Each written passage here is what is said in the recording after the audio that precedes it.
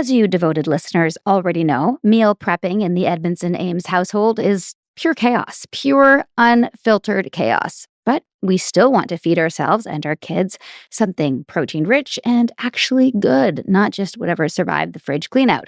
That's why we love Omaha Steaks. Tender steaks, flavorful burgers, seafood, chicken, and sides delivered right to our door. Rushed weeknight, Saturday cookout, quality proteins already on hand. I also really love the idea of having something that's actually worth pulling out of the freezer. Knowing it's been carefully aged and individually packaged makes it feel a whole lot different than the mystery meat that's been hiding in the back of mine for 6 to 8 months. Omaha Steaks has earned its reputation over 100 years. This is the same beef trusted in kitchens across the country, shipped straight to yours. Steakhouse quality without the steakhouse prices. Your family will genuinely think dinner took hours instead of minutes. And yes, frozen delivery can actually be this good. Their meticulous aging process and vacuum-sealed individual packaging means everything arrives ready for grilling, searing, or roasting with almost no effort. No last-minute store runs, no scrambling, just quality that generations of perfecting actually shows. Try the Burger Perfection Flight at omahasteaks.com today. That's 20 premium steak burgers for just $79. That's 20 premium steak burgers for just $79.99. Plus, get $35 off with promo code CULTY. That's omahasteaks.com, promo code CULTY for $35 off at checkout. Terms apply. See site for details. Go to omahasteaks.com and use promo code CULTY at checkout for $35 off. Minimum purchase may apply. This episode is brought to you by Progressive Insurance. Do you ever think about switching insurance companies to see if you could save some cash? Progressive makes it easy to see if you could save when you bundle your home and auto policies. Try it at Progressive.com. Progressive Casualty Insurance Company and Affiliates. Potential savings will vary. Not available in all states. This podcast is for informational purposes only and should not be considered legal, medical, or mental health advice. The views and opinions expressed do not necessarily reflect the official policy or position of the podcast and are not intended to malign any religion, group, club, organization, business, individual, anyone, or anything.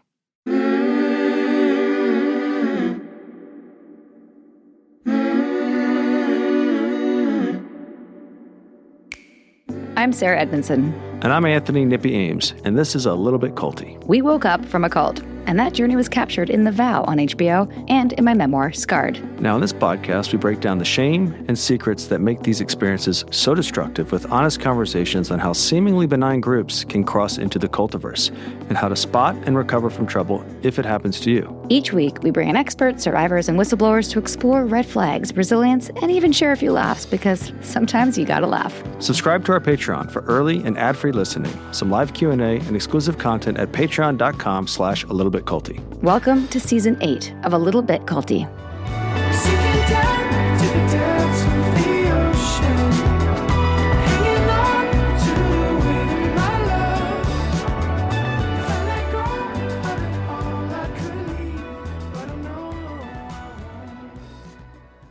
Hey, what up, Culty peeps? Welcome back.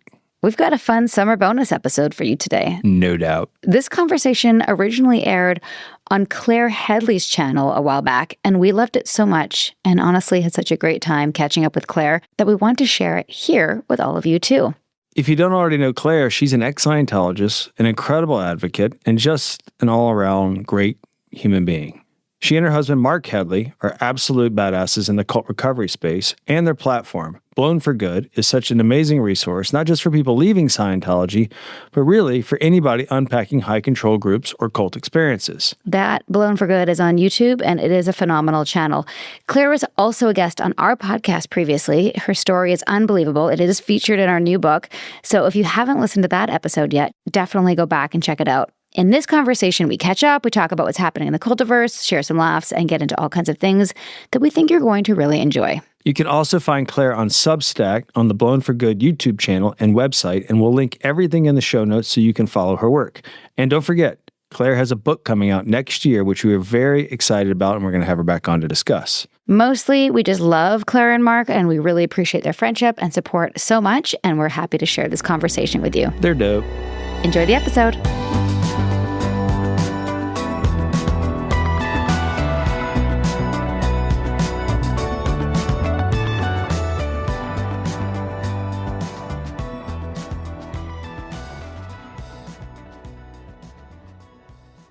Hi, Hi, everyone, and welcome back to the channel, Blown for Good, Scientology Exposed. I'm Claire, and today we're introducing something new on this channel called the Cult Survivor series. For years, Mark and I have shared our experiences growing up and working inside Scientology. We've talked about life in the Sea Organization, the policies, the control systems, and what it took for us to eventually leave. But one thing we've learned since speaking out is that the patterns we experienced are not unique to Scientology. Again and again, we've heard from people who grew up in or escaped other high control groups, different names, different beliefs, different leaders, but many of the same tactics. Isolation from family, pressure to conform, information control, punishment for questioning, and a constant message that the group is the only place you can be safe, loved, or saved. That's what this series is about. In the Cult Survivor series, we'll be talking with people who have left a wide range of high control groups. What these groups share in common is the way they pull people in, how they maintain control, and how difficult it can be to leave. Our goal with these conversations is not just to tell stories, though those are important too. It's also to explore the patterns, how people are recruited, what keeps members inside, what happens psychologically and emotionally when someone begins to question, and what it actually takes to break away and rebuild a new life. We also want to show something else that often gets lost in discussion about cults. The people who join these groups are not weak, gullible. Many are thoughtful, compassionate, idealistic people looking for meaning, purpose, community, or just a way to help others. Those are human needs that all of us share. High control groups simply exploit them. By hearing directly from survivors of different groups, we hope viewers will recognize the common warning signs and gain insight into the common themes of coercion, control, and manipulation. And just as importantly, we want survivors watching this to know you are not alone. People from many different backgrounds have gone through similar experiences and have found ways to rebuild their lives. So that's the purpose of the Cult Survivor series, to learn, to compare, to understand, and give a voice to people who lived through these systems and found their way out. We're so grateful to the guests who are willing to share their stories with us, and we hope these conversations will help bring more awareness to the realities of high control groups. So with that, we will dive into today's conversation. Thank you for watching. All right. Welcome, Sarah Edmondson and Nippy Ames, my amazing friends. I love you guys so, so much. And today we're talking about your new book, which I have right here. A Little Bit Culty, Navigating Cults, Control, and Coercion. So first of all, welcome to the show. Welcome back, Sarah. Thank you. Great to have you, Nippy. I don't think you were with us last time, right? No. Yes. I'm second fiddle on all this stuff, which That's is fine not with true. me. But we just want to say feelings mutual, Claire. We love you so much. We were very excited to come on and chat. Yeah. I've met a lot of amazing people in the cult recovery space, but you guys are in my top 10, hands down. Likewise. Feelings mutual. Feeling Awesome. is absolutely No, so you're mutual. a top 5, Claire. Oh, Mark. okay, Mark, top top 3. 5. Top 3. All right, fine. I kind of lobbied for that one there. It's all good. Anyway, yes, and absolutely congratulations on your new book. This is, Sarah, your second book. And of course, I will link in the video description to your first book, Scarred, and the interviews we've done previously, both on your channel and our channel, so people can get up to speed on your story, because today our conversation will focus on your book. So how do you feel? Congratulations. It's out now. Oh, it's been such a labor of love, Claire. Like we started thinking about this, I think around just before I did TED Talk, which was in like 2023, I believe, right? I think. Yeah. And so that's what I had we worked on the outline, and then I think we started actively writing over 2 years ago. This time last year, we thought that we were done. Just before the summer, we were like, it's done. We had the draft. We got some feedback that maybe needed some structural things. And then we ended up bringing in Melody, who I introduced you to, who basically did an overhaul. And that's when we realized there were some gaps. It's just like, it wasn't good. It wasn't good. It really wasn't. Yeah. And it's just so hard to explain something that's not linear in a linear fashion and in a way that somebody could read it who doesn't know about any of that. We want to assume that somebody doesn't know any of the things, most of which I know you know. Yes. Gaslighting, coercion, all the different tactics that cults and culty groups, people, organizations use in a way that somebody could read it and really get it and get all the concepts in a really palatable way. So Melody was great because she didn't know any of that. So she was asking really basic questions that we took for granted. Like, why would somebody want to start a cult? Who are these people? And then setting it up in that way. So yeah, in answer to your question, it feels really good to finally have it done. It's a total labor of love. I'm a perfectionist, so it was very difficult to finish it. There was every time I thought it was finished, I'd interview another guest and be like, but I need to put their story in. I need to include that. Yeah, that was fun. And I'm sure it was so much fun. Right. So we didn't think leaving a cult tested our marriage enough, so we decided to write a book. Oh my gosh. Together. Well, hey, at least you didn't build a house. I've heard that's even worse. We'll never do that. Not that I've done that, not that I planned that, but I've heard from a few people. I mean, leaving a cult, doing an international move, and writing a book together, it's just having kids. Don't forget that part. Raising children. Yes, who are also in sports. Yes. Oh my gosh. I know that's what kids. Obviously, we have 3 boys. That is the reason I have held off on doing my book up until this point because when they were younger, I'm sure you guys can relate, but there's times you can't even finish a conversation, let alone write a book.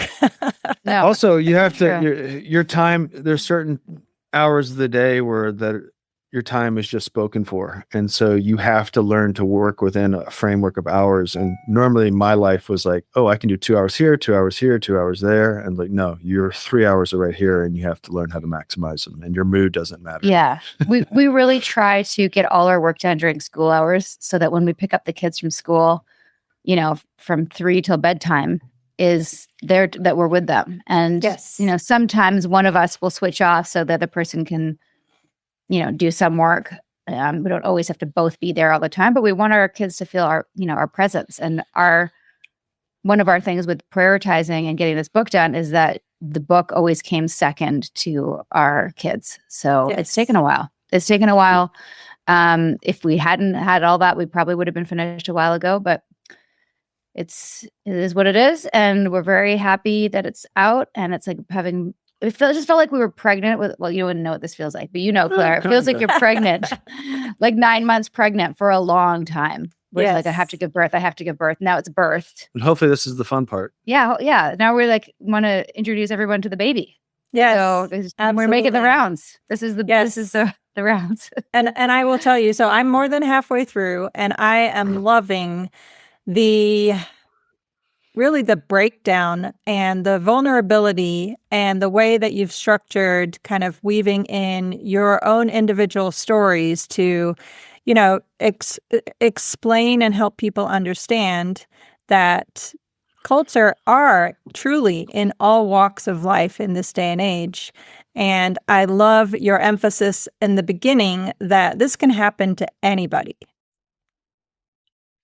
Yes. That's definitely one of our goals is for people to... We're punching that point. Yeah. I think if people don't get that by the end, then we didn't do our job. Yes. Another thing too, it's kind of somewhat the same statement or the same statement adjacent is every belief system has an extreme version of itself. Yeah. You just might not be the extreme part. You might be a little bit extreme or you might the benign part. You might be the person who shows up and takes a yoga class and doesn't even know about it. So right. So yeah, our goal is really for people to see those tactics as maybe not even a cult, but like just problematic. They might be in a group that's, not a cult, but they subtly shame people for being late, or something like that. Right. That's, no, absolutely. I don't want to be a part of that group. No, exactly. You know? And I will say I'm a to-do list, checklist kind of a person. So Same. I'm thoroughly enjoying you have at the end of each chapter a culty checklist for various different, elements of coercion and control, and this is what to look for. And hey, if are you looking for this, and you're like, check, yep. Oh, that matches my experience 100%. I love those. It's really eye-opening, and it gives it the feel of more of a like walking alongside you both in the journey of what you've learned. And obviously, it's very clear to me how much care you have for your podcast and the guests you've interviewed, and how those interviews, I would say, at least this is the impression I got, have kind of expanded your view of what a cult is, what the control tactics look like, what the coercion looks like, to where your book feels like not a lecture per se, but like, hey, this was our experience and this is what it looked like for us. So hopefully this helps you understand it better. That's so great to hear. Yep. And I am also a checklist person. I always have my to-do list beside my computer, electronically on my computer, and then also on my phone. Then I got to have multiple lists just to always make sure I get everything done. But a checklist was also, I think it was actually Melody's idea. We had, at least to call it the culty checklist, but one of the reasons why we thought it would be good to have that at the end is that for anyone who's getting out of a cult, like us, who have PTSD, sometimes reading a whole thing is hard. Also why it will be on Audible eventually in a couple months. We're still narrating, multitasking, but also that is just if they can't sit down for long enough to actually read, they can sort of skim to the end of each chapter and look at it and go, okay, love bombing. Has anyone ever given you excessive flattery or excessive gifts? And then just go through the list and just learn it that way. So we know that not everyone's going to read this book the same way. If you're a cult survivor versus you're cult curious, or you want to give it to someone who you care about, who you think might be in a cult, it's all there. And I know since you're halfway, you might not have seen this yet unless you jumped ahead, but we say at the beginning, use this book as it pertains to you. Like if you're a cult survivor, you'll get, this whole book is for you. Everything in this book is for you, and including these 2 appendixes, which some people suggested we cut out because they were very niche, specifically on how to write a cult memoir. So that might be interest to you, because I know you're writing your book. Yes. And then also how to navigate the media. We have a section on whistleblowing and all the different ways people have whistleblowed, and our guests who did that. But then we thought, so many people come to us for advice about, they just got out. What should they do? Should they go to the press like we did? If they did, what kind of press should they do? So we have a whole appendix just on like how to navigate the difference between podcasts, which we recommend because you can be yourself and there's no editing. Well, some editing, but it's free flow. Yes. Versus like not doing live shows like Dr. Oz or live news until you're more healed, because it can be super triggering and intense and like and sound bites. Like you have to be really good at like boom, boom, boom. You can't be like, well, I joined when I was 5 and then you can't think about it. You have to be like, cults are bad. This is why. This is what it looks like. Yeah, you have to speak in checklists. Yes. So in a lot of ways. One of the reasons why we were super excited about that is that, and also why we self-published this one, is that we know that, some people were looking at it and going, I think you should cut that. And I said, I know you think I should cut that. I understand why you think I should cut it, but I don't care, because we wanted to be able to give this to somebody like you who gets out of a cult and it all be in there, it all be in one place, versus like, oh, watch this podcast and listen to this or watch this documentary and read these 12 books. Like It's too much. Yeah. I kind of feel like if you're reading ours, it hasn't gotten dark necessarily. Yeah. in the ways that it has. If you're reading Stephen Hassan's and Janja Lalich's, the more academic ones, you've hit something, and you need the deep dive and the deep language for it. I think ours is kind of a stopgap, if you will. And the checklist, I think too, the checklist kind of is a good antidote to, a lot of young people are forming their ideologies based on TikTok and not through kind of a deeper understanding and coming out confidently stupid in their perspectives. And I think in a world where there's just a volume of information, and everyone has an area of vulnerability or susceptibility, the algorithm is going to find you. It's going to find your area where you're susceptible to maybe resentment, and it's going to tap into those things. And if you can kind of get a checklist that goes, algorithms do this, and you can have a kind of self-awareness through a checklist of going, oh my God, I fell for that because this TikTok thing made me do whatever. I think it's a good thing to combat it. And Sarah and I always say, I'm not a very good self-promoter. I'm just not comfortable with it. But I'm 100% comfortable going up to a college parent or a high school parent saying, make sure your child reads this. Yes, absolutely. And I have no problem with that. Yeah, no, absolutely. Another thought that really struck me that, as you say, this serves as a stopgap. Here, let me hold it up so everyone can see. Yep. There's your beautiful book. So, there obviously are many different books on specific cults. But for somebody in a cult, like for me, I was born into Scientology. So while I was in, or even just after I escaped and was getting out, like the thought of reading a book about Scientology being a cult felt really scary. So having this kind of mix of all these different stories, it does serve that stopgap of going, well, because I don't know about you, and I'd love to hear your thoughts on this, but for me, a huge piece of what opened my eyes was hearing other occult experiences and then drawing parallels and going, well, wait a minute, this happened. Oh, I had that experience too. And it really did wake me up in so many ways. It humanizes it. Yeah. No, multiple times. And specifically Going Clear, Holy Hell, documentaries, what other documentaries? Wild Wild Country, which we have some problems with, but that's a separate story. But yeah, no, 100%. It was, we were really able to make that jump. And a lot of people have said that also about the vow, that they were. Yeah, the vow's been. Yeah, like in the Mormon church or what else? FLDS, I said that, Jehovah's Witnesses, all sorts of different groups that were like, oh, I saw the vow just out of curiosity, or I just watched the Tiger King and it was COVID, and then we watched the vow, and I didn't realize that I was in a cult until I could make those parallels. Yes. So that's what I love about your podcast title, A Little Bit Culty. Like, okay, it doesn't have to be all in necessarily. Let's just slowly start opening our eyes and learning about our experience in a different perspective, and take back control, anyway. Yeah. What to your point, the control tactics and the coercive tactics that go on in cults aren't proprietary to cults. They go on everywhere. So you don't have to be in a cult to experience the coerciveness and the controlled strategies that go on in cults. They can be a little bit culty. Yes, exactly. I love it. Yes. Okay. So, anyway, again, I've thoroughly enjoyed,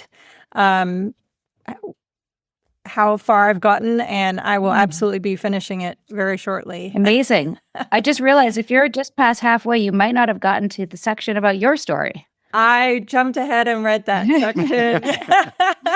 Did we do it justice? Did we do it right? You did. Good. Yes. And without giving anything away, I really laughed about the part where you said, oh, I hope someone makes this a movie. Just don't cast Tom Cruise.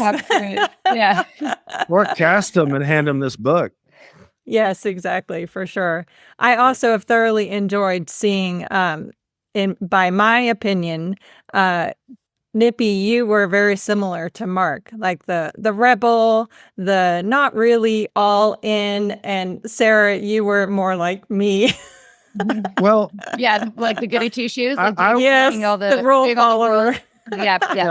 I will say that's not necessarily true in the sense of not being all in. I was all in a different way. Yes. No, that's Yeah, fair. you just weren't but you weren't obedient. Mark wasn't obedient. my wiring, my central nervous system is different to the point where, like, if you're not going to get me to do something I don't really want to do. Yeah. And that doesn't mean, but it doesn't mean I'm not susceptible, right? For sure. So For sure. I think my story is powerful because I'm that guy, and that guy is out there. The archetype that is me is out there thinking that would never happen to me with the folded arms. Well, hey, I was you, right? And if you read my story, my hooks are particular to me.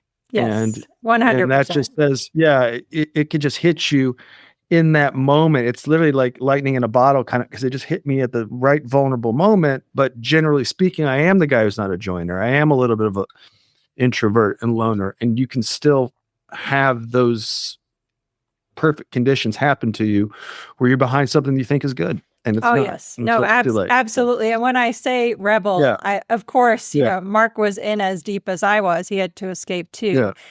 But it's just interesting that there are different markers, you know, and you know, it's just I the reason I say that is I think some of the time I come across as, you know, it didn't really happen to me. It happened to me. It happened to me in a different way. And I'm it's important for me to lean into how it happened to me. So my story is that much more, powerful for other people. 100%. Quick, shameless plug for our book, because there's a very exciting update. The audiobook is officially out, and it's narrated by us. So you can now read the book however you like, hardcover, ebook, or listen to us tell you the whole damn story ourselves. And if you've been listening to the podcast thinking, I know this story, what else is there to learn? We think you might be surprised, because the book does something different. It pulls everything we've learned together into one place, not just what happened, but the patterns underneath it, the red flags we missed, and what we understand now, and what we hope you can take from our experiences and actually use it in your own life. And if you're more of a just give me the goods person, we've got you there too. There are simple takeaways and checklists throughout, so you can skim, highlight, dog ear, or come back to the parts that matter most. It's the story, yes, but it's also the, okay, what do we do with everything we've learned book, and how do we use this information to protect us in the future? And now you can hear it in our actual voices, which feels like the perfect way to experience it. A Little Bit Culty, Navigating Cults, Control, and Coercion is available now in hardcover, ebook, and audiobook, wherever you get your books. And if you've already picked it up, first of all, thank you. Second, if you enjoyed it, please take a minute to leave us a review. Reviews make a huge difference in helping new readers find the book. And we do read them, all of them. Then pass that hard copy along. Give it to a friend. Leave it on someone's nightstand. Maybe give it to someone who might be in a cult. You never know. And save the audiobook for your next long drive, gardening marathon, dog walk, closet purge, or whatever activity makes you think, you know what could really improve this? A few hours of cult education. However you read it or listen or pass it along, we are so grateful you're part of this conversation. Enjoy!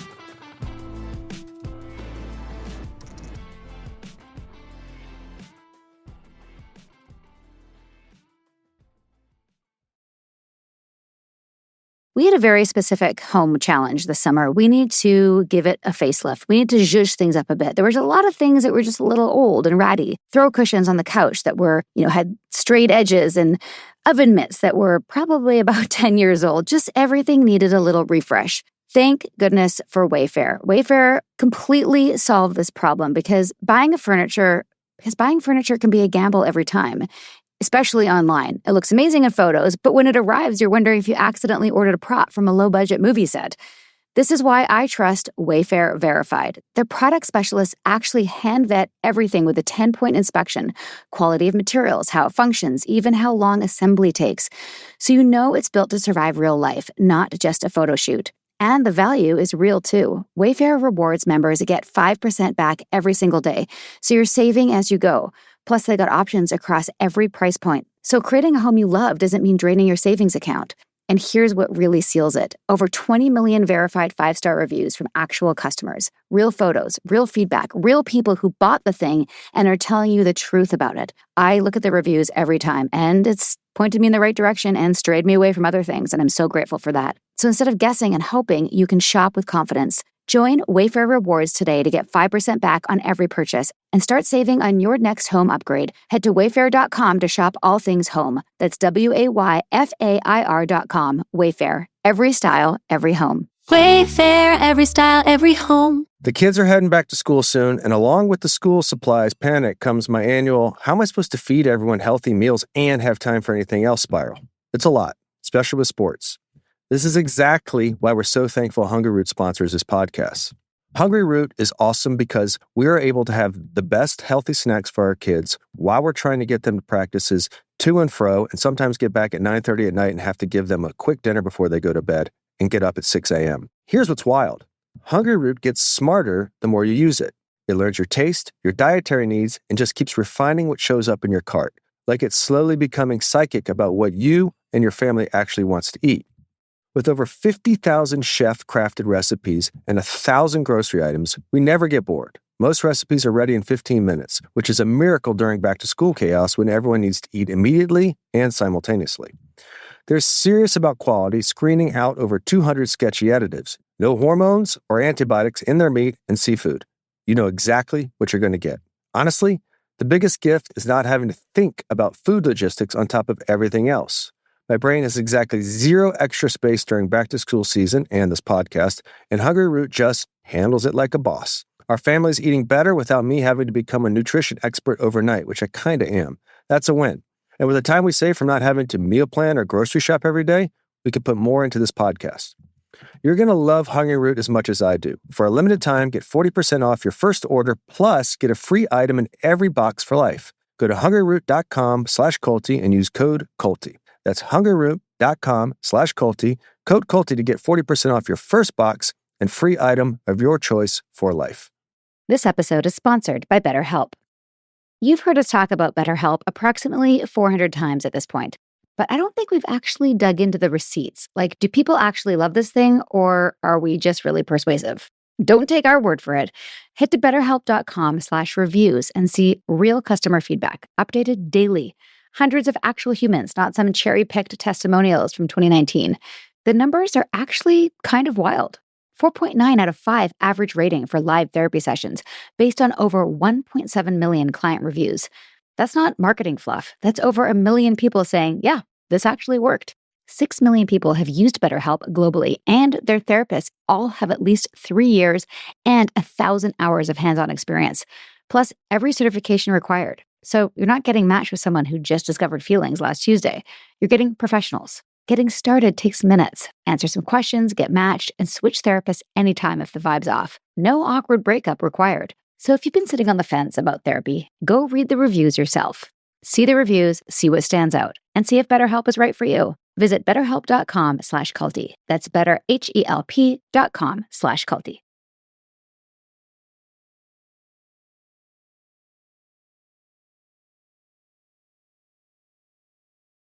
Thank you for listening. Now, let's dive back into the cultiverse. So switching gears to another thing that I was struck by, and I'd love to hear your thoughts on this because I could really relate, is a similarity we have, of course, is raising our children post-cult experience now. I'd love to hear your thoughts about that. I've seen pieces of it in the book where you reference that, like, of course, wanting to make sure your kids don't have any experience similar to yours. What are your thoughts on that? Yeah, I mean, we try to talk about some of the tactics in a way that like might be more relatable to them. I mean, who knows what their future has in store, but they're both in sport. So for example, I think a lot of the things that can happen with predators, with grooming, that's a space that we have to be really careful of, and teaching them things like, if somebody makes you feel special and sort of singles you out and wants to do private time with you and away from us. Like, obviously when we drop our kids off for practices, we're not watching the whole time. So sometimes I am. yeah, sometimes Nippy's watching from the fence, making sure they're getting trained properly, but psycho parent. But other times, they're in other people's hands, or a sleepover or whatever. And we want our kids to feel like they are never trapped, and that they can reach out to us and ask for help if they feel uncomfortable. So obviously that's not a cult, but it's the same tactics that groomers use or abusers use of isolation and grooming and make you feel special and love bombing and all those things. We want to make sure they understand that and have a way out. So we have special codes for letting us know if they're uncomfortable without putting themselves on the spot, which will also change as they get older and start going to parties and things like that. But in terms of groups, we're just very honest about our experience, and I hope that that our kids read the books. Troy's read part of this and was really impressed and thought it was really cool. Watch us write it. Watch us create it. He's reasonable. I can talk with him, and I can give you an example of just in the car rides I have with him. I'll go, well, what do you think's going on with the person there? And he'll answer it, and he'll be right. He'll be like, well, they want you to think the way you want to think. I go, why do you think they're doing that? And he can answer them in a way that I'm like, it's way smarter than me. I'm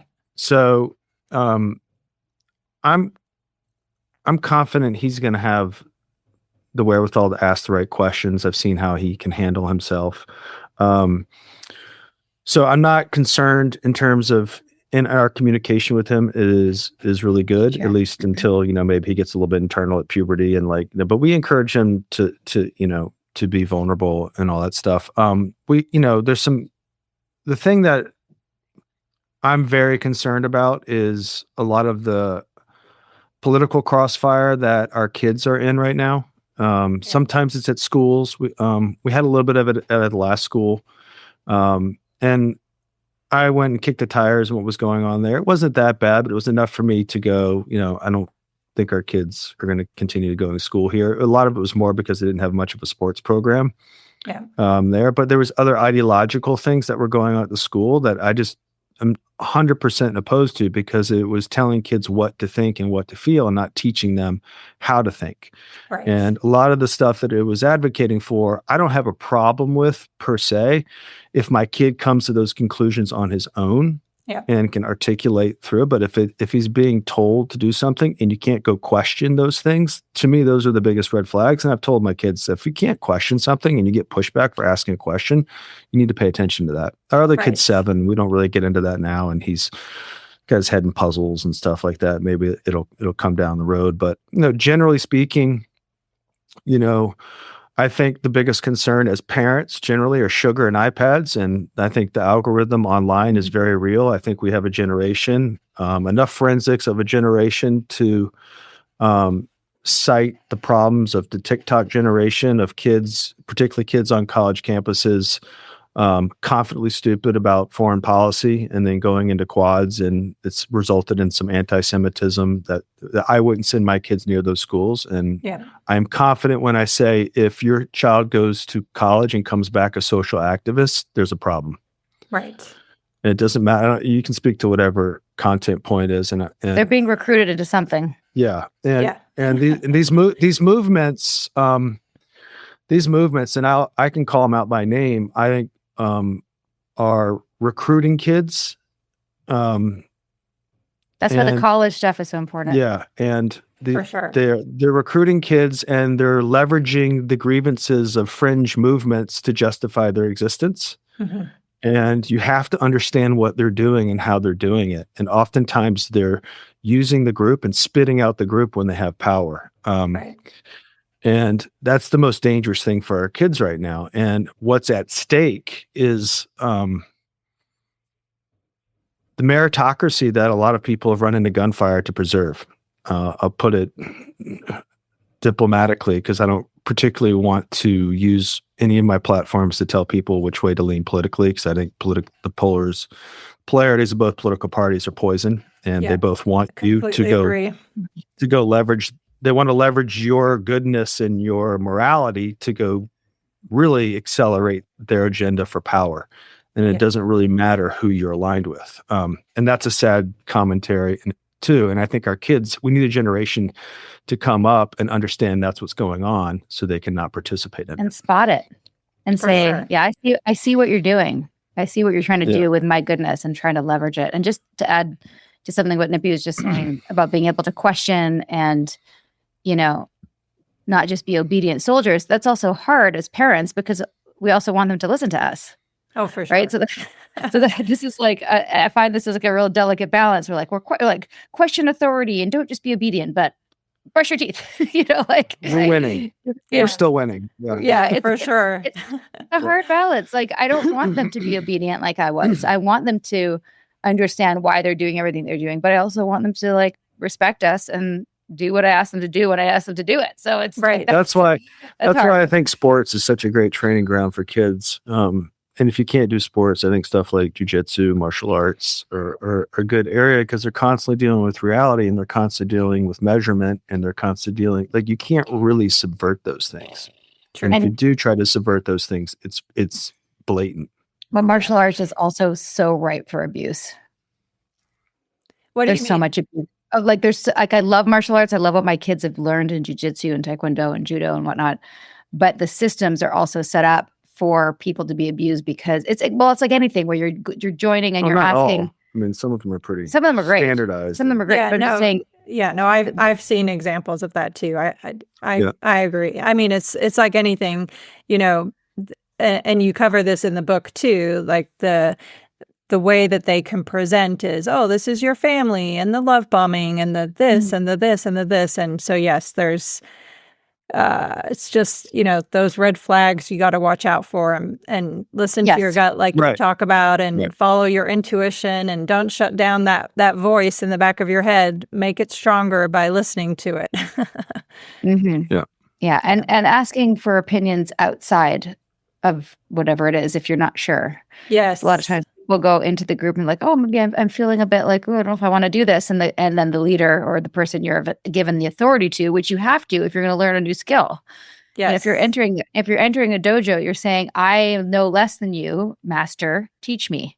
Yes. Right? Yeah, for sure. And I also love that you covered, research the group, not only the first top results that are the paid results, but also look up lawsuits, speak to former members, Yes. All of that. I was like, brilliant. Yes, absolutely. Those are really, really solid pointers.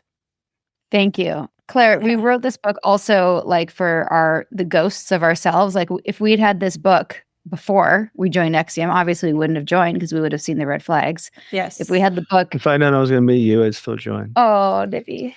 Oh, that's so sweet. Like that? Yeah. I don't know. I'm so to think about Yeah, that. yeah. Wait a minute. Hold on a second. I'll assess and get back to you. No.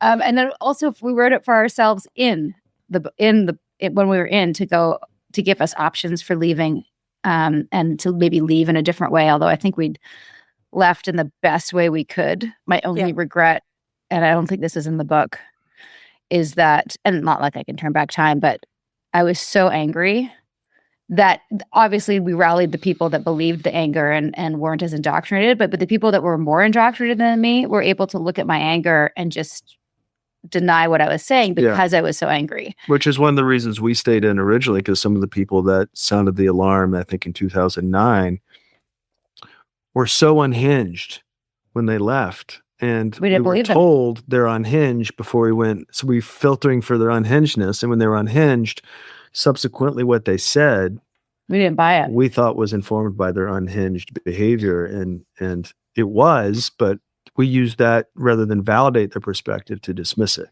So we completely had that similar scenario. And to me, that really, really speaks to the way that cults use labels to control and manipulate you, because you just slap a label on it in your mind and go, well, that's, and then really you tune out any other input because it's coming through that label. It's fascinating, the parallels to me. What the cults are really effective at is curating your indoctrination and then curating the potential objections and then curating how you respond to them. And it's a very well oiled machine in terms of like a lot of barriers to get in, like rites of indoctrination, and the barriers to get out are set up for you as well. So it takes a lot of understanding of what they're doing, which is highly intelligent, which a lot of people don't really understand. These are highly intelligent and highly manipulative people. Completely. And you have to you can't underestimate it. Yeah. You can't underestimate their malevolence. And one of the things that I always emphasize in any of these interviews is that a lot of those people understand what they're doing and what it's like to manipulate another human being who's a good person. And you don't have the understanding of their malevolence because you don't have it in you, so you can't project it into their psychology. Yes. And that is their biggest advantage when they're setting these things up and they're going about their business. So if you can at least just consider a malevolent mind is at play here, and then go into situations just with that caveat and to understand it, you're just more informed. You can protect yourself better. You have a little bit more armor on, and you may make some mistakes with that armor, but better to err on the side of caution than spend 10 years in a cult. Yes, completely, for sure. Right? Were you going to say something, Sarah? She always is going to say. Yes, but it was like from a few points ago, just what you were saying, that the similarities were shocking. And I was just, I think both Scientology and NXIVM really did a number on our emotional bandwidth / connection to our emotions. And I think that, from what I've heard is that if you're reactive, coming from I don't know all the terms in Scientology, but you're not like steady and calm and, That invalidates. Yeah, basically invalidates. Like, so there's no room for being upset about something. No. There's no room for outrage, right? There's no room for next time they said, well, you have a vested interest, which means it's based on a fear. It's not based on reality. So it's not like there's nothing to explore there. Right. So, it is so protective. Fascinating. Yeah, no, it's so fascinating. Again, that's another thing that struck me, which we talked about when you and I did an interview about your book, Sarah, the parallels in the language piece specifically is it's so insidious how the language makes you start doing their work for them in your mind. And there are so many parallels, similar language specifically between NXIVM and Scientology, of course. It's mind-boggling to me. Well, even what you just said too, as you're saying it, it's like, it's such a well-oiled machine that they actually have verbiage and language that you're going to use to facilitate your staying, leaving, and to keep you in. So it really is, to your point, really insidious because they develop a language that everyone can agree upon, and the language is designed to snare you. Completely. You have a critical thought and you go, you dismiss it. That's black PR, black propaganda. And I'm just critical. That means I have overts and withholds. And and it even prevents you eventually from even living. Voicing it in your mind, let alone saying the words out your mouth, Yeah. That's intelligence, if you ask me. That's highly intelligent and highly manipulative. You can't dismiss that as like, oh, it's a fucking, excuse my language, it's a cult and they would never fall for it.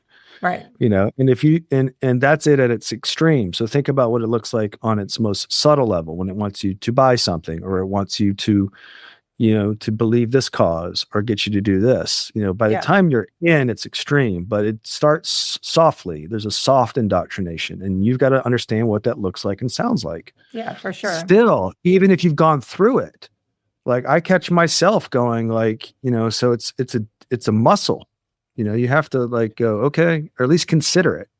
Yeah. Right. So yeah, for sure. I'm curious to know the answer to this because I know my answer. So when you got out and started to wake up and realize, like, did you go through a period of just kind of like, how did you process trust and awareness of other similarities in other organizations?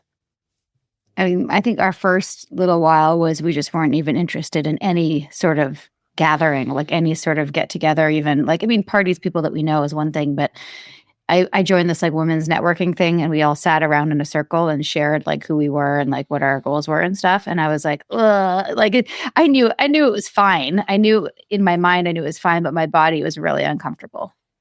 Yes. For example. And I, we're 8 years out now. And I think it's better every now and then. I think we're both pretty like I still am a trusting person. And we've also been bitten, what's the word? Not bitten in the butt, but like we've missed some red flags again. That was what I was trying to say. We've nipped it in the bud sooner. Yeah. Like we haven't been fully taken advantage of. We have a process. Yeah. But I think there was a couple times where we like started working with some people that we just missed the red flags because I mean, Same. essentially, yeah. You did? Yeah. Doesn't mean you're not. Yeah. Doesn't mean Like, it's not. It's hard. Like love bombing is tricky because when you meet somebody that you really connect with, it feels the same. So we felt like we found people that we really connected with, and then But also, things went sideways. And I was like, oh, I missed. And when I looked back, I was like, I missed these. I saw that I was able to pinpoint the things that I missed because I was caught up in the excitement of it all and feeling good that I felt a synergy with people. So we you're nipped still it. going to make mistakes in life, though. So I don't know if it's. I feel like we nipped it before it was really bad, but we missed some flags because for sure. No, my version of that is, and I've read many books and continue to read books, obviously, but also through therapy. And I remember distinctly this conversation with my therapist after I went through a specifically very difficult time period post Scientology. And she was like, why did you let this person so close to you? And I was like, well, they have similar trauma and experiences. So I assumed their intentions were the same as mine. And I didn't even look beyond that. It was kind of a blind spot of just, and of course, every person's cult recovery path is different. And I'm certainly not going to judge that. I've made mistakes and, still learning to process, especially having been born into Scientology. It's quite the unravel that has to occur. But that question really hit me like, yeah, okay, I need to change things. Yeah, you bring up a good point. I mean, optically, when you meet someone, generally speaking, you accept the persona that they present. Right. And even if I get like this person's inauthentic, they're not really, I'll go, okay, I get it. You're being social. It's how you navigate your world. I'm not condemning them for being maybe inauthentic or whatever, but I'll accept it until you have a reason not to. Yeah. And that's mostly how people go about their day or their world. And then you look at their wake and they may have done this and this may be a pattern in their life. You don't project malevolence necessarily. Like I don't think most people are malevolent. I think it's a small portion. So it's just something you have to consider though. Yeah. Knowing it's out there is important. And to your point about the trusting, like, someone asked me this and I've kind of found like over a course of time, I've learned to trust more or more of the same, just with a little bit more wisdom. Yes. And a little bit more vetting. And so my trustworthiness has always been, I think, erred to the side of I trust too much. Now I kind of do it the same, just with a little bit more wisdom, because I'm basically optimistic about people. I understand that there's a small demographic of malevolent people, and those are the people that are kind of starting cults and getting good people to do their bidding. Yeah, or the serial killers. Yes, and that's a smaller demographic. So but they can do a lot of damage. As for joining and those sorts of things, I've kind of reverted back to how I was before all this. I didn't join anything. I thought most stuff was bullshit, and I didn't have the time. So I've never been much of a joiner. I didn't join a fraternity in college. And everyone was like, "You weren't in a fraternity?" I was like, "I couldn't. I just couldn't. I needed my own time, space. Yeah, it makes Still sense. do." Time to deprogram. Listen up for our sponsor's latest offer.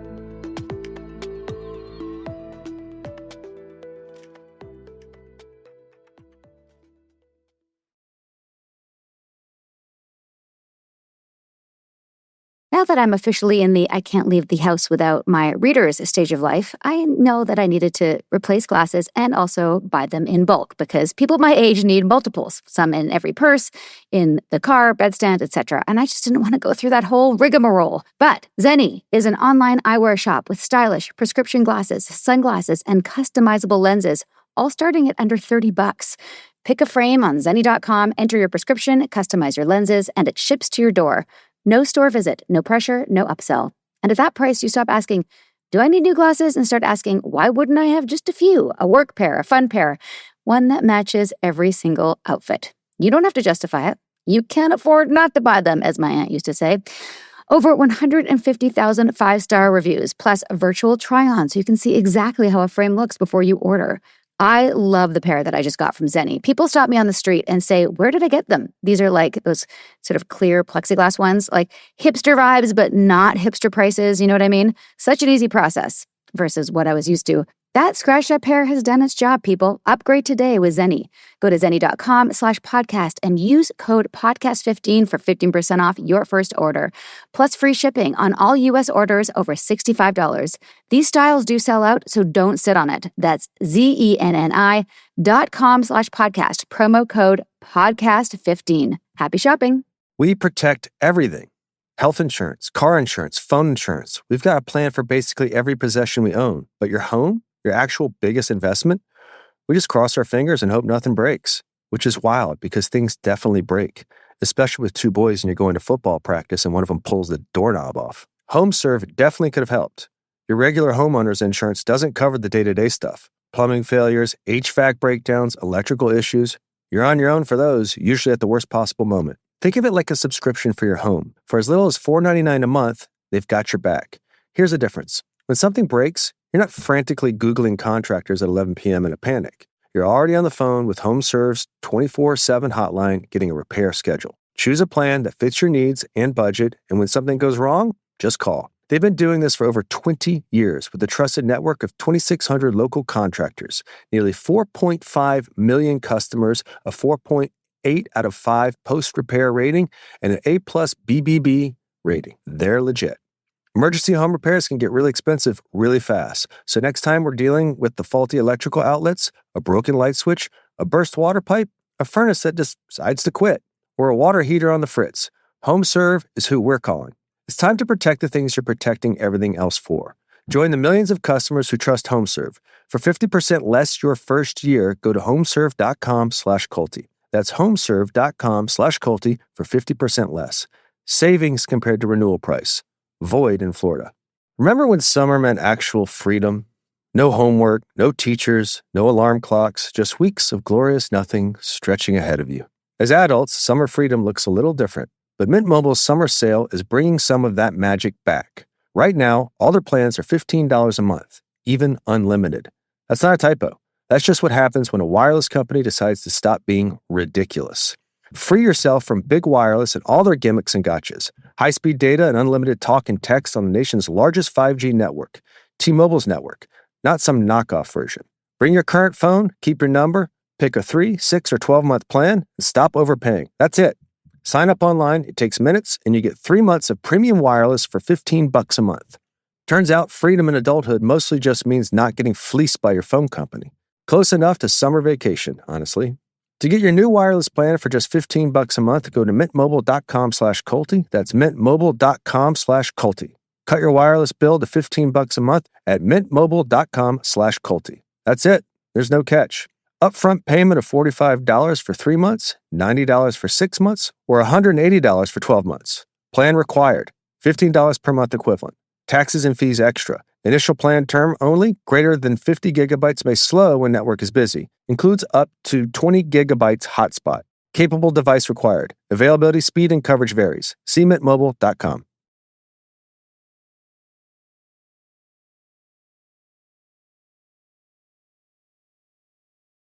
Thanks for listening. Now let's resume our culty convo. I also did a pendulum swing of so many years of Scientological judging of people, like through that language, through that lens, that when I got out, I was like, I'm done with all of that, which, But to your point, like, well, don't throw the baby out with the bathwater. You have your intuition, you have your gut. There are things that, okay, you don't have to condemn somebody, but do you want to associate with XYZ? Do you want to be part of that? What is that all about? And that whole learning curve of working through that, at least for me, was a huge part of my recovery process. Yeah. As you're talking and as you're both... I'm bursting. Okay, Nippy's got to pee. Can I keep going or should we pass? Yes, no, Okay. you can keep going. I mean, Okay. or we can... No, I'm fine. No, I'm fine. I was just going to say, and I think that this might help a lot of people because as if he was talking, I was like, what is this for me? Because what it is, I think, is that I still trust people generally. Like I let people into my life, but I think what's changed, and this goes back to the people pleasing, kind of goody two shoes, like if something happened in the cult in NXIVM, I was really good at like dismissing it or explaining it or like, even gaslighting myself as there was a reason that happened, and I think that as a people pleaser or accommodator, or whatever you want to call it, out in the real world, never mind cults, if somebody does something to me or behaves in a way that I don't like, I'm more apt to kind of forgive them. And this is like before, and then even as I'm still unraveling. Whereas now, I'm trying to like let it go. Like if somebody doesn't treat me well, then that's it. Yes. Like I'm not giving them multiple chances. It's over. No, it says more about them than it says about you at the end of the day, right? Yes. So I'm trying to like believe people when they show me who they are. And, yes. Oh my gosh. Right. That is my mantra that I'm like, yes, hurt people. And when someone shows you who they are, believe them. Yeah. And that's it. So I'm it's not necessarily that I'm going to cut the tie fully because sometimes they're even family or that like they're part of your social circle and you can't not relate with them, but I'm not going to let them into my inner circle. Yes. Learning to set boundaries is also so important. Learning to set boundaries, yes. Huge One of my part of favorite quotes is from this girl, Elise, we interviewed about 2 years ago. And she's like, I set boundaries to keep the relationship, not end them. And I was like, I'm going to use that. I really like that. Yes. But I'm also at a point too where I'm not going to yield to someone else's version of the world. Yep. So I'm pretty quick to kind of like, I'm almost abrasive about it sometimes because I get a little resentful. Then I recognize like, that's on me. They're not being mean, right? They're not being aggressive. They're just kind of like, it's when they make blanket statements and I'll go, no, this is how I think. And, I'll communicate that like, that's not how. Yes. Though it's interesting to me as you're talking that sometimes that version of events and your natural reaction to go, well, wait a minute. No. Even that engagement sometimes is just intended to lure you in and keep it like disintegrate the boundary that you've set. You know what I'm saying? And to normalize their version of the world. And really what I'm setting is that's not the version of the world that I'm in. And that's all. I mean, I don't, yeah. Yeah, for sure. Okay, I'll leave it another thought that I wanted to ask or a question thing that struck me. So you were talking about your, pre-cult or cult person, your ghosts of yourselves that this book was also intended for. So looking back, if someone were to tell you as you were getting into NXIVM or even in the early years or mid the experience that you'd be here now doing what you're doing, what would your reaction have been? I mean, it would have been so shocking, especially that we were so against Keith, and at the same time, I feel like it kind of makes sense. Like it's that was what I was going to really? Say. Yeah, the same thing. Like it's we're still the same people. We still want to help people. We're still trying to make the Didn't world you better. have the, what if, I always had this, what if this is bullshit? Question.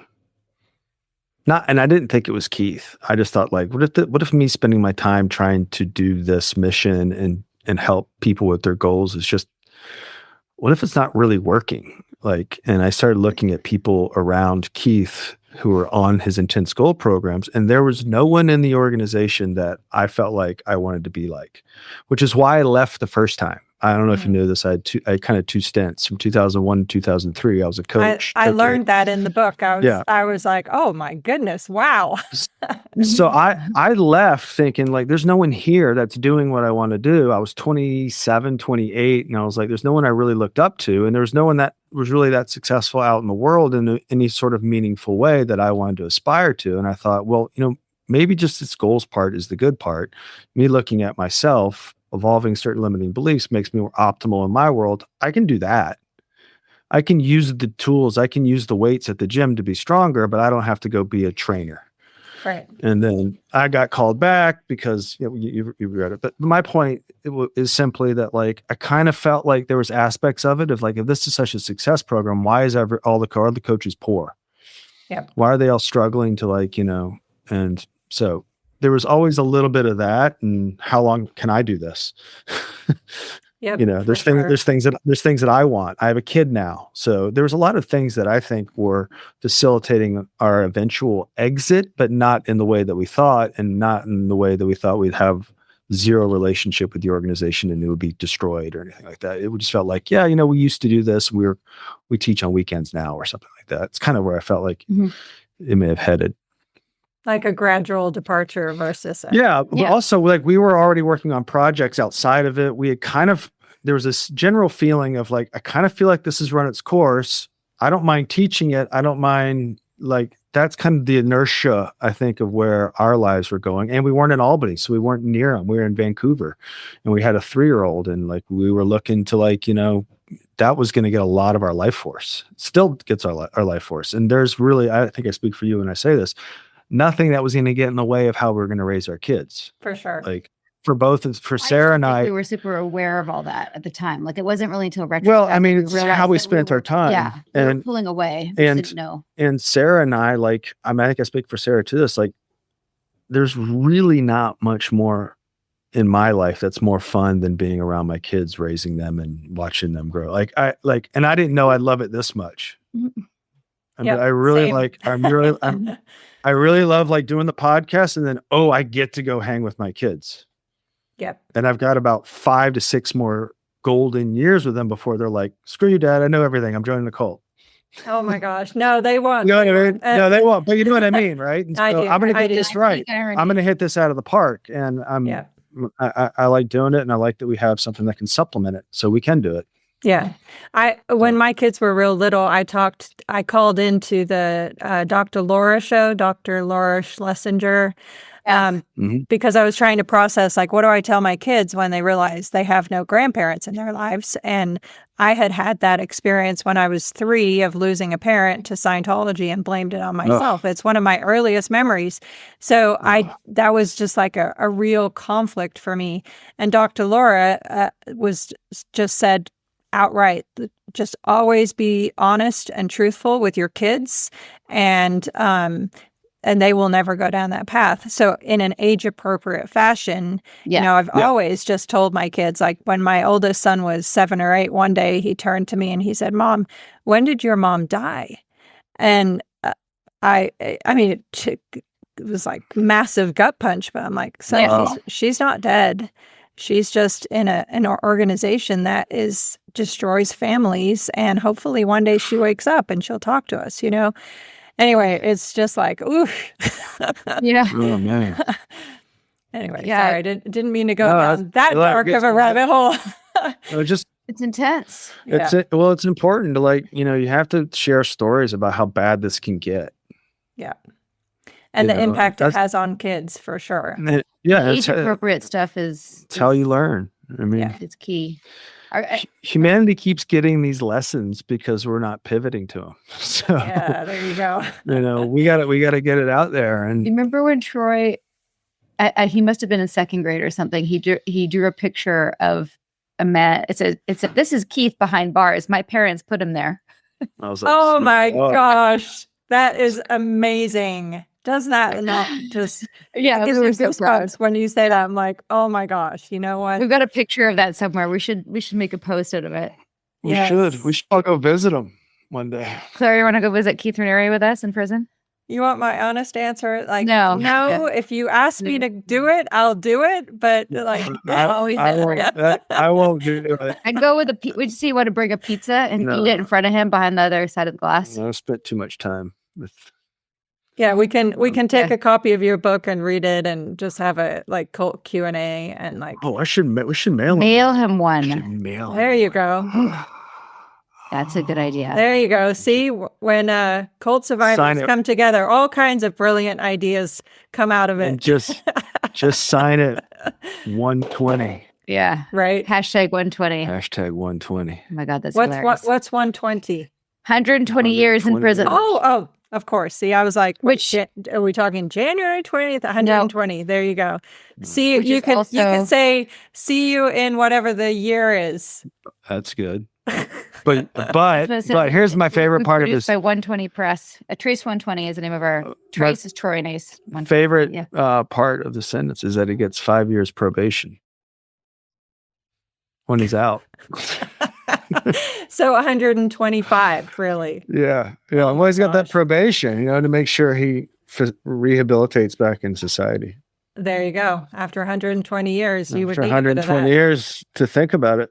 Yeah. Anyway, amazing. It's going to be a different world. Seriously. And that, obviously, your son, I mean, that's just beautiful that he recognizes that. He recognizes what you guys accomplished and your bravery and courage in doing so. That's just really.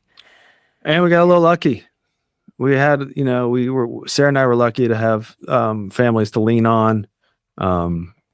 We were peripheral to when the bomb went off. We had shrapnel in us. It didn't go off in our lap. So we had less to recover from, I think, in order to get back on our feet and put language to the story. So, and then we made a lot of good decisions in a really short amount of time that led us to whatever happened for whatever reasons. And I'm still trying to figure a lot of that out too, because not a lot of people see justice in this, and not a lot of people see justice as quickly as we saw justice. And if the current headlines are any indication of how our justice system works, it makes our story look that much more amazing. So, and it set precedent. Like one case.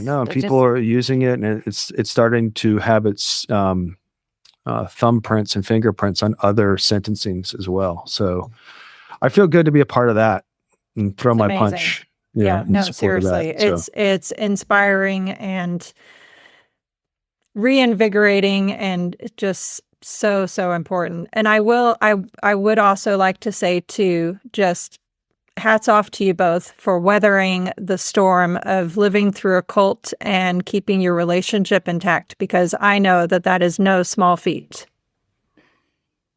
Yeah. Thanks. Yeah. We learned to communicate in the cult. So yeah. if we're going to get one thing right out of this, it's like, ooh. We learned to communicate with a smattering of gaslighting. Yeah. So we have to make sure that we communicate purely without, Yeah, but so many relationships are destroyed by cults. I'm sure you've seen that many, many times on the podcast. It's a statistical anomaly to survive that and come out the other side. And, of course, as I always say, show me a perfect relationship and I'll show you a perfect liar. Of course, that's not the human experience. Nonetheless, you've made it this far. So I just wanted to say hats off to you both, because I do understand it's something. Oh, it is. Yeah. And for sure, they tried to drive a wedge between us while we were in it. Yes. And then destroy us as we were leaving. Yes. We heard a lot of stories from people who stayed in after us, who were around the leadership, and they were like trying to dig up dirt and like trying to find out like what our. That was one of the more shocking things to actually have verified. Like, I kind of suspected it was going on, and then I had a friend who was playing both sides and saying he was talking. He's like saying he was talking to like the other side who was playing both sides. Okay. Yeah. And he came to me and he said, Claire went with me on a walk the other day and she asked me what dirt I had on you. And I was like, wow. Like, it's one thing to hear it and then to have it kind of like experience it and have it just hit like, oh, this is like I knew it's so much more real to have it happen to you. I can't, I'm sure you know, but like, it's like seeing the underbelly of the beast that you had an idea was real. Yes. But you hadn't met the beast and had to look it in the eye and go, yeah, for sure. I had that experience during our lawsuit going through deposition and like, wow, this is, it's one thing when it's something that you know about in the background that happens to SPs and, you know, it's over there. It's another when you're living that experience yourself and going, wow. It's a gut punch. Yes. It's a gut punch. You go, oh my God, they're willing to do this. Especially and you're not. Yeah. And you're not. Yeah. And that's like, even when it was done to me, I was like, well, what am I going to do? Like fight back and do like, get into the mud slinging? Like, I don't want to do that. I can't, that's not my life force. It's theirs. And they're committed to it. And it's like, oh shit, this is real. Yeah, absolutely. And people are going to believe it. Like people don't know you are going to believe it. And that has effects and they know that and they're playing that. So it's a weird thing to be on the other end of viscerally. Like I know it goes on, but anyway. Absolutely. Okay. Do you mind, indulging me in a rapid fire section? Sure. Oh yeah. Okay. Go. So I'll give you the question and maybe you just decide who goes first, but you both give your answers separately. Okay. Does that work? Okay. Here's the first one. Yeah. One word you would use to describe Nexium now. Defunct. Nice. Done. Nippy? Done. There we go. Okay. Yep. Biggest myth about cult survivors. That they're dumb. Yeah, they're dumb. Yeah. Good one. I would agree with that. Or it's an intelligence thing. Yeah. Well, same thing. Yeah. Like Gullible. weak or dumb. Yeah. Okay, here's the next one. Which only helps them. For sure. Yeah. Something people get wrong about healing. That it has an endpoint. Good. Yeah. Agreed. Yeah. Or a specific endpoint, like that it has like it has a set time. It's different for everybody. It's not a prescription. Everyone's on their own journey. Right. Like it's an item on your to-do list. Okay, that's done now. I'm done with that. Did you say biggest? And that it comes in waves. Like you might heal and then This is no longer rapid. Sorry, you get knocked down. Okay, here's the next one. Hardest part of writing.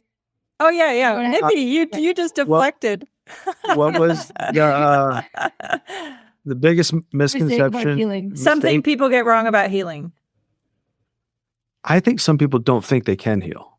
Mm. I think you can. And time is a feature of it. Yeah. It's in fact the biggest feature of it. So time.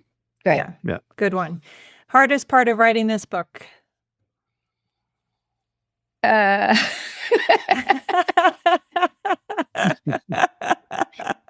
I love and hate this question. Honestly, I think it's just the constraints on our time. Like you really have to get into an inertia. I'm sure you know this with writing. And like, I needed like 3 to 4 hours and just rarely had 3 to 4 hours because there was always stuff to do for our podcast, for life, for the house, for the boys, that it was just really difficult to keep it moving. I mean, I joke that it was, it's hard to write a book on your own, let alone with somebody else. And also raise a kid and raise sleep the in the kids same in room and clean in the same bathroom. And yes. Oh, you were just doing a podcast with me. Yeah. Right. Knowing when you're done. Yeah. Good one. Like, I wrote this whole thing out. I'm like, I think I got the point. Like, yeah. Yeah. Okay. Last one. Yeah. Most empowering part of writing this book. I don't know why the question just made me cry. I don't even have an answer yet. But I feel empowered that we did it ourselves without anyone else's. Many people helped us, but we didn't publish traditionally. We published it on our own. And that feels really good because, as you know, from being in a cult, you don't have control. And to have full autonomy about what the cover looked like and what was going to be included and how many words it was going to be. people gave us input, but we made all the final calls. And that feels really good to get to the finish line and feel very satisfied with that process. Yes. Awesome. Nippy? I remember saying something like 7 years ago about we want to turn our story into content and wisdom. And I think doing this and doing it in the format and how we've done it I think we just hit it out of the park. Like, I think 100%. Our story and our content is wisdom. We've been able to add hundreds, 300 over episodes to that narrative and put out work that we can just go, okay, this happened. This is how Sarah and I collectively handled it and pivoted based on our moral makeup, what we think is right, how we went about it. And that's my best shot at righting a wrong and then turning it into something else. So it nudges humanity in a direction so they don't have to do it. And if you do happen to find yourself in it, here's how you can handle it. And we added to the fabric of morality or something, noble like that. But I really do feel like I can feel it when I'm talking about it. Like, dude, we did it, and we did it at personal cost. We lost a lot in this, and I can almost say it's worth it. To have a situation like that happen to myself, turn it into something like this, have a beautiful wife, have 2 great kids, be on the other end thriving of it. I didn't know that was going to happen. And I was scared, and, I'd never been in a lot of the situations I've been. I'd never been in a situation of really looking internally and thinking, am I going to have to use violence to get out of this? So those were like places I went and found out I'm not that person, found out, because I didn't know, like, and part of me still doesn't, like, do you know what I mean? But I never thought I'd be in that internal struggle of going, dude, this is someplace I never thought I'd be. Right. And to put it into this and kind of feel like it's done in a lot of ways. Feels great. Yep. No, absolutely. One of my favorite sentiments is our past doesn't define us. What we do here and now does. And you guys have both done an incredible job of sharing wisdom and education to help people recognize this form of just control and the nasty, evil part of humanity that is easy to get tricked by. So thank you both for your amazing work. Again, I'll link to this book. Thank you. Get a copy of it, everybody. It's a really good read. And just thank you both for your work and for sticking to the course. And, it's just amazing to have you both in the cult recovery space. So I'm super grateful. We stand on the shoulders of people who came before us. Speaking of which, and that's you guys, for sure. So and hopefully we'll be the same to someone else, right? Should we mention who the book's dedicated to? Yeah, of course we should. Yeah, please. Oh my gosh, you're giving me goosebumps. You're going to make me cry, Sarah. That was a year ago, roughly. Because we were finishing it the first time just after we went to Mike's memorial. And I came back and said we're donating this. This is for Mike. Donating this to Mike Rinder, whose legacy lives on through our book. I hope he's enjoying this conversation, right? He's in our hearts. He lives on through us and the work that we do, but 100%. Yes. It was a beautiful, It's an honor to do that. It's an honor to have met him. Yeah, no, absolutely. He loved you both dearly. I will always remember that day we met in Vancouver before we were going on it was a cruise for Mark and I's 30th wedding anniversary when we met you both, and I instantly was like, wow, these are awesome people. Likewise. Felt the same. My only regret is I didn't know your story at the time. So I didn't know. So that was a total. So we got to know you backwards, Claire. Yeah. We were like Claire and Mark, and then we go watch. I go, wait, were those the 2 people we just met? We went probably better that way because it would have been all weird and fangirly. But that's it was better because not for that reason, because that's just not my jam, but for the reason that there's a lot of heavy pieces to it. And I loved that our meeting was through our mutual friendship with Mike, and therefore it was joyful. And, the rest, the other pieces could come afterwards, and that's totally fine. Yeah. Anyway. And they have. Yes, for sure. Thank you so much, Claire. Thank you, Claire. Yes, thank you both for joining me. I really appreciate it, and we'll talk soon. You bet. Bye. Bye. Sinking down to the depths of the ocean, hanging on to the weight of my love. If I let go of it all, I could leave, but I know I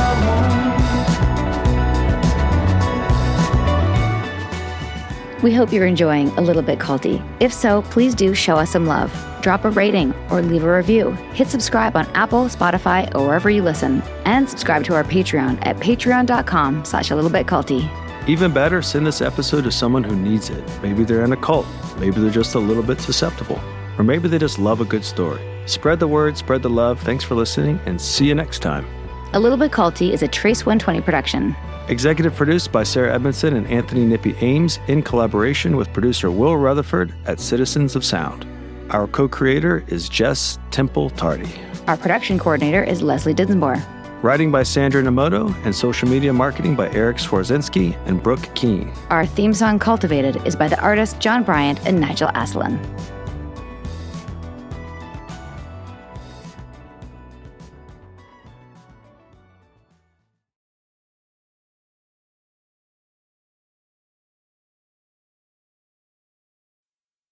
This episode is brought to you by Progressive Insurance. Do you ever think about switching insurance companies to see if you could save some cash? Progressive makes it easy to see if you could save when you bundle your home and auto policies. Try it at progressive.com. Progressive Casualty Insurance Company and Affiliates. Potential savings will vary. Not available in all states.